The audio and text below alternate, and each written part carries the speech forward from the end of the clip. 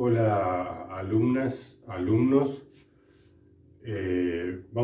Hoy les voy a explicar el quinto trabajo práctico. El quinto trabajo práctico se trata de el análisis de una obra de arquitectura. Hasta ahora hemos analizado la vivienda y el emplazamiento, el agrupamiento urbano de las distintas culturas. Ahora vamos a analizar una obra de arquitectura tratando de que sea buscar la obra que sea más importante o que tenga mayor complejidad para poder realizar ese análisis. Hay ciertos parámetros que se toman como para analizar una obra de arquitectura que ya están más o menos consensuados, que son los siguientes. Primero, el emplazamiento. Primero se lo voy a enumerar a todos y después les voy a explicar qué es cada uno. Primero el emplazamiento.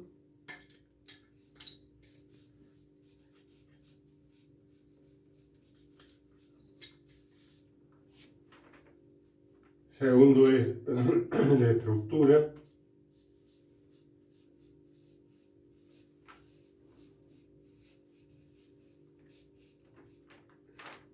Tercero es la envolvente.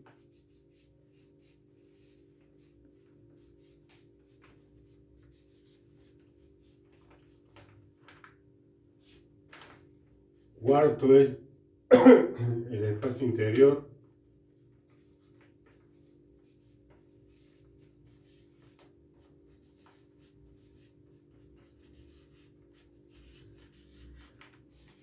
Quinto es la relación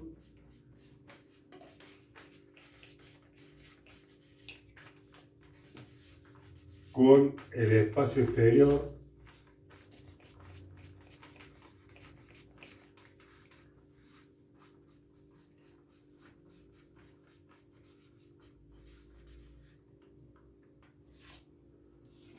Sexto es la función.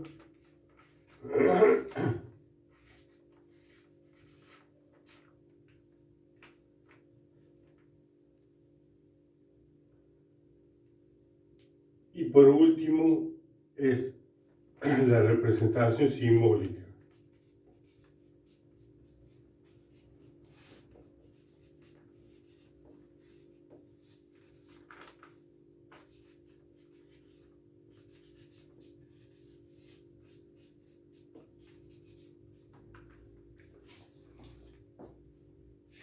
La primera parte habla del emplazamiento.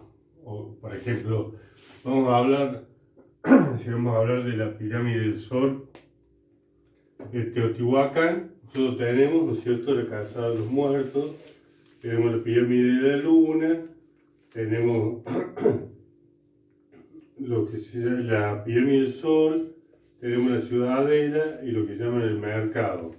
Entonces, y después todas las estructuras secundarias, ¿no es cierto?, de lo que es Teotihuacán. Entonces, dentro de lo que es el plano de Teotihuacán, marcar dónde está la obra, ¿no es cierto?, que nosotros vamos a analizar, y además con respecto al norte, ¿cierto?, que en este caso está allá. Ese sería el primer punto. Segundo punto, la estructura. En el caso de un templo, tenemos dos partes para analizar la estructura. Una es cómo se mantiene estructuralmente la pirámide, que es la base del templo, y otro el templo en sí. Acá en cuanto a la pirámide tenemos toda una evolución que comienza, por ejemplo, con la pirámide de la venta y que comienza con una cuestión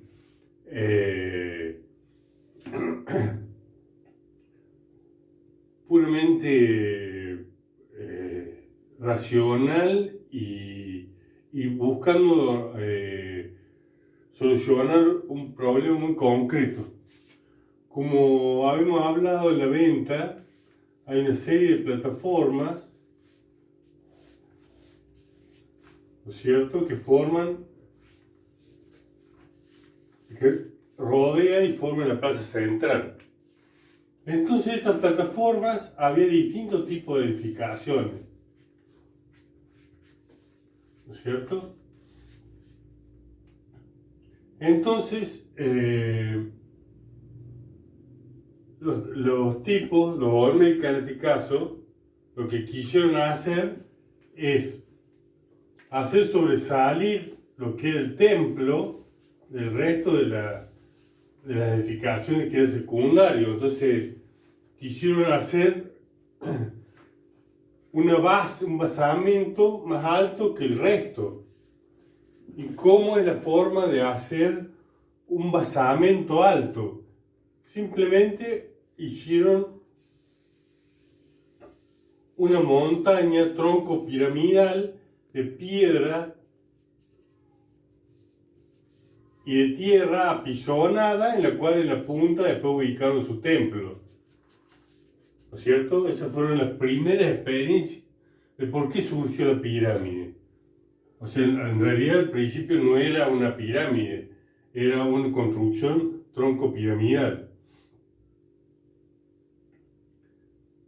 El tema es, uno puede seguir fácilmente la evolución.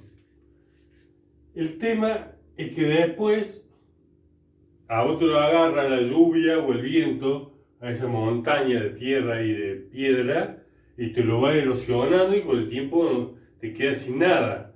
Entonces ahí vamos a la pirámide del Sol. ¿Qué hicieron los tipos? Bueno, lo mismo. Agarraron, amontonaron un montón de tierra y piedra, pero esta vez la cubrieron de piedra. ¿Cierto? Tiene toda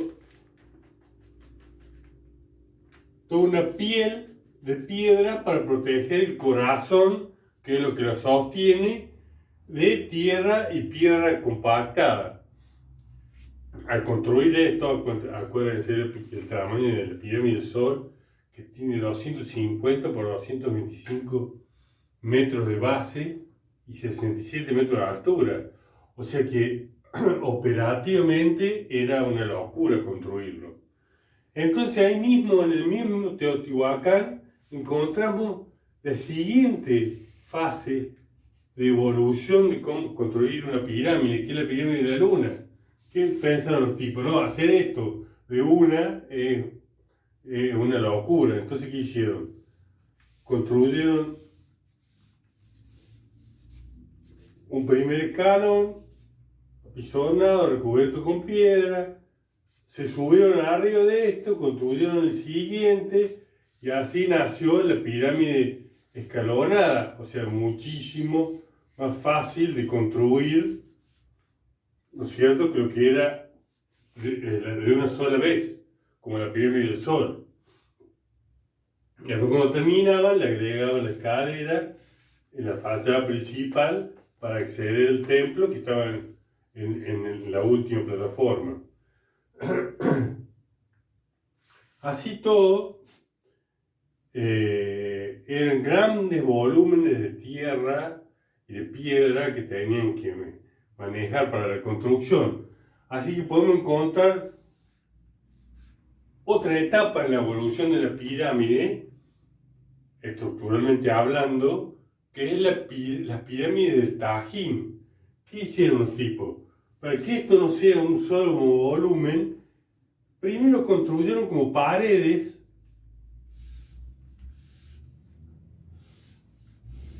en los dos sentidos,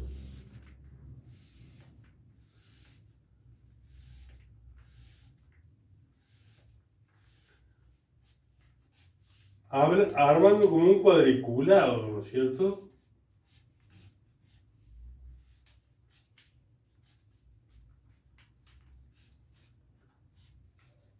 Entonces, una cosa es construir una pared y otra cosa es construir todo eso de una sola vez. Fueron construyendo todo este cuadriculado de paredes y después lo que hicieron fue ir rellenando estas celdas con tierra y apisonándola y así tenían su terraza. Pero es mucho más fácil hacer que esta etapa. Entonces ahí encontramos un desarrollo estructural de la evolución de la pirámide como base del templo a lo largo de varias culturas mesoamericanas. Pero la estructura no solamente la tenemos que analizar en el basamento, sino también en el edificio en sí. Y acá, para darle un ejemplo, le voy a dar los dos ejemplos bien representativos que podemos encontrar en Mesoamérica. En la mayoría de las culturas, como en la teotihuacana, o lo que podemos encontrar es la maya tolteca, porque todavía existe el templo del castillo de la pirámide de Kukulcán, porque acá en la pirámide del Sol ya no existe ni la de la Luna, ya no existe más el templo que está en la cúspide, pero sí en la pirámide de Kukulcán o el castillo en Chichén Itzá, que es la capital de la cultura tolteca, maya tolteca, perdón. Es un sistema muy conocido, o sea, tenemos las paredes a los costados, sobre una base, por supuesto. Tenemos las paredes a los costados, los tipos al medio, porque la luz es muy grande, la luz se llama la distancia entre una pared y otra. Al medio construyeron unas columnas, apoyaron vigas de madera y armaron la techumbre, un techo plano. Esto permite que uno pueda armar un recinto de cualquier tamaño, porque uno le va agregando columnas y puede hacer algo muy grande o muy chico según lo que necesite. Muy diferente, y acá por eso también es importante estudiar la estructura, porque por ahí la estructura misma te condiciona y te caracteriza el tipo de espacio. Muy diferente es la estructura de los templos mayas clásicos. Los mayas utilizaron lo que se llama bóveda, falsa bóveda o bóveda en saledizo. Para explicar eso, primero tendré que explicar el funcionamiento de una bóveda real. Una bóveda, yo tengo dos paredes y voy colocando piedras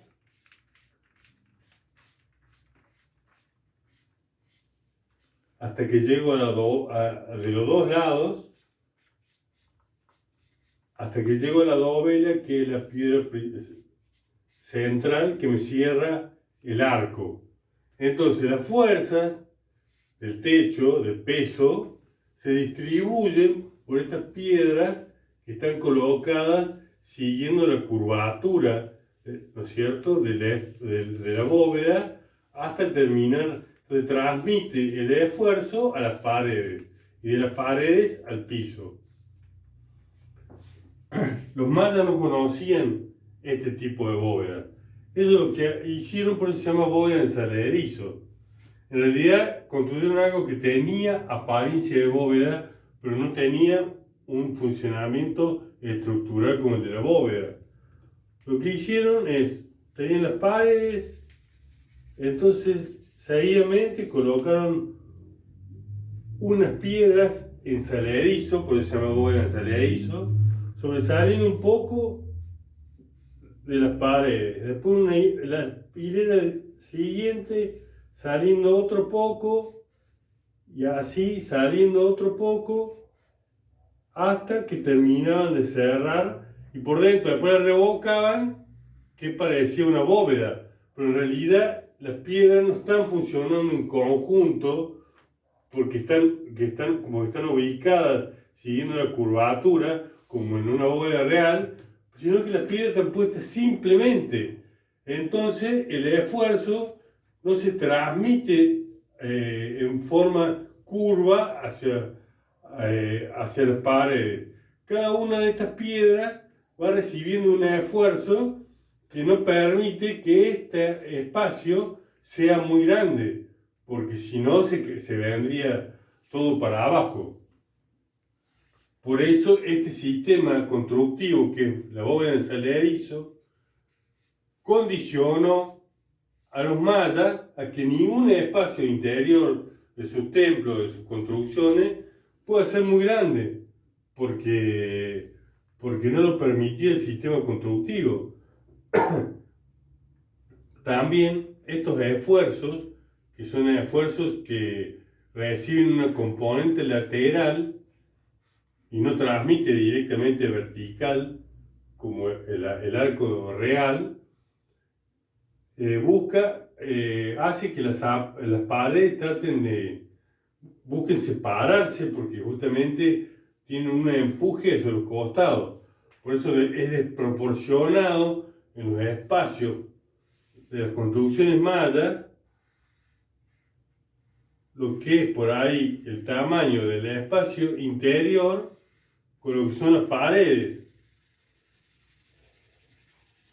Porque necesitaron hacer paredes muy gruesas para que aguanten ese empuje lateral. No solamente eso, sino que a veces hasta tienen algunos palos de madera incrustados, empotrados en las paredes, para que actúen como riendas y eviten que las paredes se separen. E inclusive también, para evitar que las paredes se abran, ellos estudiaron que si le ponían un peso al centro, empujaba al medio y entonces también equilibraba un poco el esfuerzo y hacía que se cerraran un poco las paredes. Por eso también apareció la crestería de los templos mayas. Primero apareció como una necesidad estructural que se fue convirtiendo después en una cuestión formal de los templos mayas. Entonces, primero tenemos el emplazamiento, después tenemos la estructura, después el envolvente. El envolvente es la piel, tanto de adentro como de afuera del edificio y cómo se la trabaja. ¿A qué me refiero? En esta cuestión del envolvente ya la arquitectura empieza a interrelacionarse con otras artes, como la escultura, como la pintura, porque muchas veces justamente esta piel está trabajada de esa forma. Un elemento muy importante es que también nació a partir de esta necesidad de elevar las construcciones en la cultura olmeca, porque era un lugar inundable. Después eso se fue convirtiendo en piedra y en algo no únicamente funcional, sino en algo formal de la arquitectura mesoamericana. Se fue convirtiendo en lo que se llama la combinación de talud. El talud, acá tenemos el suelo, es una superficie inclinada, y tablero, que es una superficie recta. Estos elementos son muy importantes, porque todas las combinaciones de talud, tablero, yo puedo hacer distintos tipos de pirámides y de construcciones.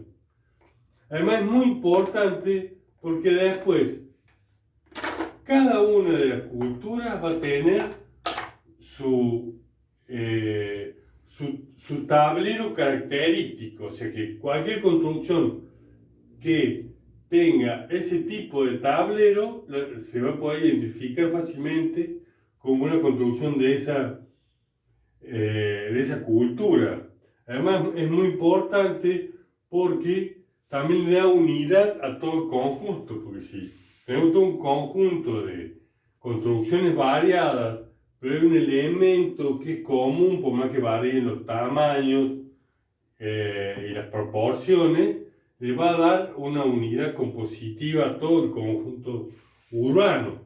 Así, por ejemplo, en el caso de Teotihuacán, como estábamos hablando recién, el tablero es un rectángulo que tiene un perímetro de piedra sobresaliendo del fondo, ¿no es cierto? Acá estaría el tablero, y después todo ese fondo está trabajado con bajos relieves y altos relieves, ¿no es cierto? Como eso se puede ver claramente en la pirámide de Quetzalcóatl, que está acá en la parte sur de la ciudad, en lo que se llama la Ciudadela, donde en estos tableros se van intercalando los mascarones del dios Chac con el dios Quetzalcóatl, ¿no es cierto? Y son altos relieves. ¿Por qué altos relieves? Porque el bajo relieve, ¿qué es? Es una técnica donde vos tenés un plano y que lo empezás a esculpir y empezás a conseguir formas y figuras, pero que no tienen la superficie, la suficiente el volumen como para ser más importante que el soporte que las contiene, ¿no es cierto? En este caso, van a hacer un corte del tablero, este es el borde, este es el fondo del tablero y este es el otro borde. Los tipos trabajan esas cabezas de Tlaloc y de Quetzalcóatl sobresaliendo muchísimo sobre el plano de soporte, que ya prácticamente está al borde de ser una escultura tridimensional, que son las que más conocemos nosotros, o que se llama también escultura de bulto.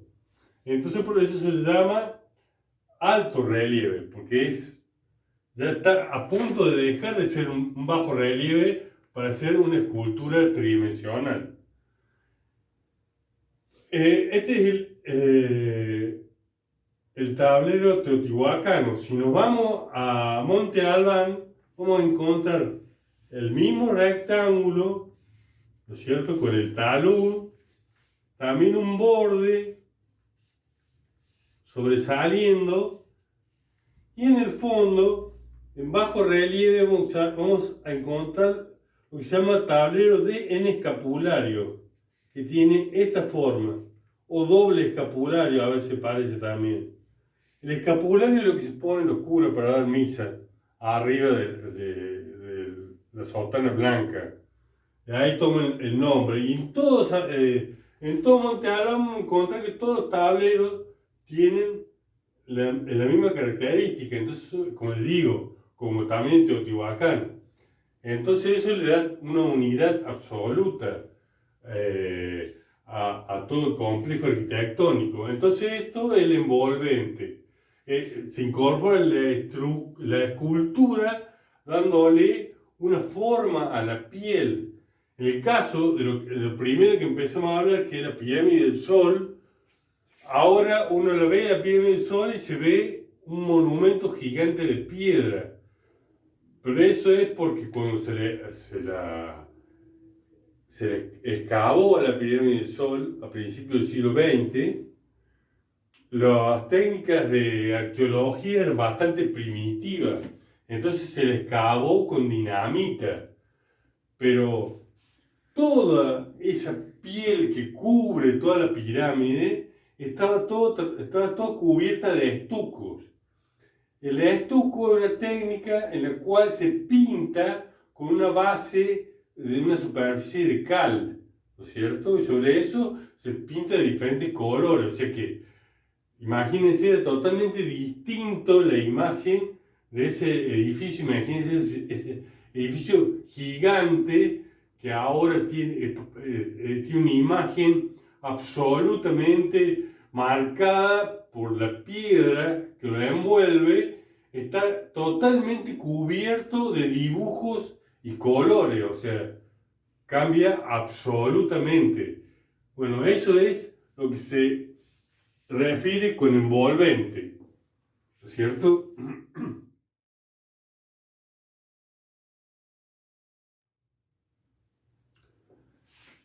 Después del envolvente tenemos que es el espacio interior. Y está relacionado con lo que yo les explicaba antes de la estructura, entre lo que eran los templos mayas, el templo maya tolteca. En los templos mayas prácticamente no existe el espacio interior, porque su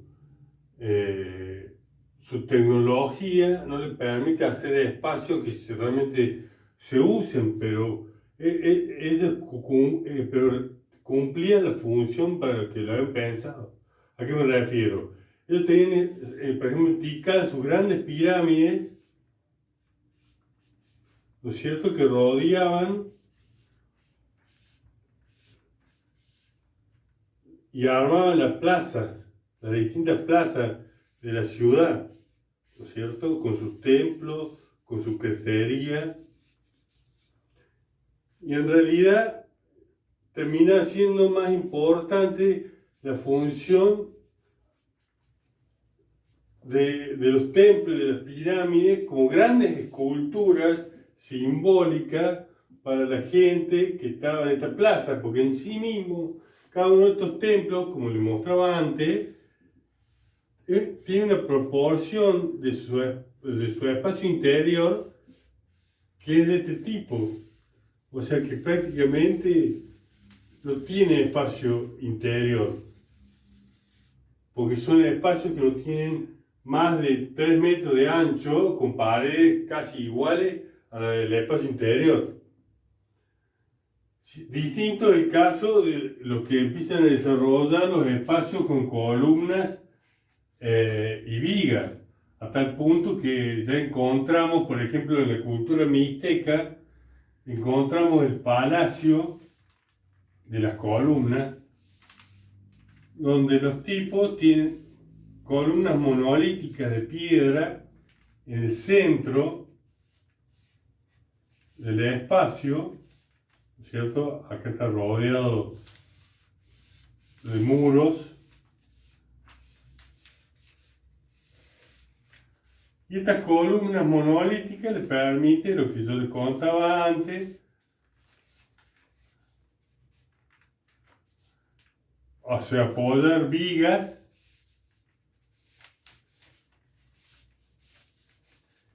para conformar un gran techo para este espacio, que tiene una escala muy grande, pueda realmente ser usado, sea realmente un espacio para usarse. Acá este espacio simplemente subía el sacerdote con uno o dos de su séquito y realizaba la oratoria para todo el pueblo, y a lo sumo subía con una persona y iba a ser sacrificada, y hizo de todo. En realidad no se usaba el espacio interior. Acá ya se piensan en el espacio interior porque ya no son templos, son palacios, para ser usados. Entonces tienen otras características. Entonces este es el análisis del espacio interior. Después, en relación con el espacio exterior, también, acá, como veíamos recién, en la plaza de cualquier centro ceremonial clásico maya, es un lugar donde se junta la gente para presenciar las ceremonias que dan sus señores, que a la vez son sus dioses, frente a todo el pueblo, ¿no es cierto? Diferente es la sutileza con que se trabaja, por ejemplo, en una ciudad tolteca como Tula, o en una ciudad maya tolteca como Chichén Itzá, donde tenemos el templo con su escalinata. el templo está hecho también con columnas, tiene un techo, o sea que un templo que tiene un espacio interior para ser usado, y después está la plaza. Pero no hay una relación directa entre la plaza y el templo. Entre medio hay toda una columnata que genera como si fuera lo que ustedes están acostumbrados a ver como una galería, o sea, genera todo un espacio de transición entre lo que es el espacio interior, el espacio de los dioses y el espacio absolutamente exterior de lo mundano de la gente.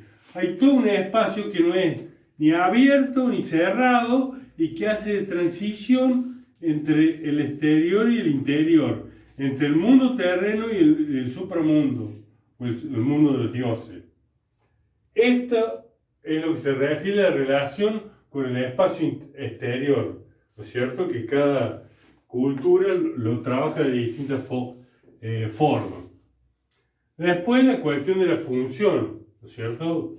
Claramente vamos a ver que los edificios más importantes en las culturas preclásicas y clásicas van a ser templos, y después en las culturas postclásicas muchas veces, y no necesariamente los edificios más importantes son templos, también empiezan a aparecer palacios, ¿no es cierto? Como el caso de Mitla, que es una cultura postclásica de los mixtecas, o acá también en Sudamérica, los grandes palacios de la cultura chimú, en Chan Chan, fabricado de barro. Eso es lo que se refiere a la función, ¿no es cierto? Y también tiene que ver con la relación, ¿no es cierto?, también con lo que lo circunda. Eso también va a determinar la función y el funcionamiento. Y por último, lo que es la representación simbólica, que tiene mucho que ver con este ejemplo. Acá prácticamente, si hiciéramos un análisis no tanto por escala, sino por uso y funcionamiento, estas grandes pirámides, con sus templos en lo alto, a los 32 metros de altura, rodeando esta plaza, en realidad no son edificios arquitectónicos como lo que nosotros estamos acostumbrados a ver y a vivir, porque prácticamente no tienen un uso, porque no se lo permite la tecnología y porque no es la idea principal de estas grandes pirámides es que la persona que esté en esta plaza se vea absolutamente obnubilada por el espectáculo de esta presencia divina a través de sus edificaciones, que son como sus representaciones en la tierra, y entonces que ya lo haga estar en un estado muy especial hacia esa religiosidad que se está manifestando. Por ejemplo, hasta se busca, ¿no es cierto?, esa representación simbólica. Por ejemplo, ya se lo dije cuando hablamos de otra cosa, la pirámide del Sol de Teotihuacán, la escalera tiene unos escalones que en la actualidad, cuando la gente lo va a visitar, tiene colocada unas cuerdas porque es imposible sino subirla, porque son de muchísima altura, imposible subirla de frente como estamos acostumbrados a subir una escalera, porque está pensada a propósito de eso, la pirámide del Sol, con su escalera, porque sí se puede subir como pasa con una cuesta. Cuando yo agarro una cuesta de una montaña muy empinada, si la encargo de frente, no voy a poder hacer ni 2 pasos. Y distinto es si yo la empiezo a subir de costado y la voy escalando en zigzag. Acá lo mismo. Esta escalera estaba diseñada, arriba estaba el templo, para que el sacerdote con la persona que va a ser sacrificada, frente a todo el pueblo observándolo, iban subiendo esta escalera en forma de zigzag que representando el serpentear del dios Quetzalcóatl subiendo desde el mundo terreno al mundo supraterrenal, al mundo de los dioses. Y bueno, todo esto es simbólico, todo esto es lo que se busca transmitirle a la gente con la arquitectura, más allá de lo que se ve, sino que es ya una transmisión subjetiva, que se busca producir algún tipo de sensación en la persona que está observando esa obra de arquitectura. Esa debe ser la representación simbólica y por qué las cosas por ahí se las busca hacer de determinada forma para que genere una sensación particular en el observador, en la persona que lo está observando o que la está usando. Bueno, eso sería el trabajo práctico número 5, que es el análisis de una obra de arquitectura. O sea, ya no es la vivienda, sino de cada cultura que ustedes vienen analizando, es buscar como el edificio más importante de esa cultura y tratar de hacer un desmenuzamiento siguiendo estos parámetros. O sea, si alguien encuentra otros parámetros para analizar, estos son los que yo les propongo porque son los que más se usan usualmente.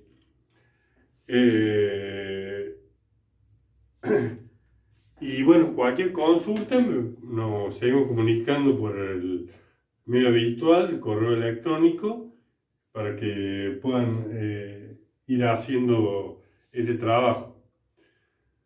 Después en un próximo video pronto, porque los plazos no quedan mucho tiempo, creo que las clases de este primer cuatrimestre terminan el 15 de julio o cercanamente. Les voy a explicar un poco lo que les expliqué el martes pasado en la clase virtual, sino el parcial que vamos a tener antes que termine este primer cuatrimestre, que es un parcial, como les dije la vez pasada, donde ustedes no tienen, no se les va a tomar sobre el contenido específico de nada, sino que se les va a pedir que hagan un primer borrador sobre su proyecto de investigación que van a realizar en el segundo cuatrimestre en el trabajo final de la materia. Bueno, nos seguimos viendo. Como les dije recién, cualquier consulta, duda o comentario, nos seguimos comunicando por correo electrónico.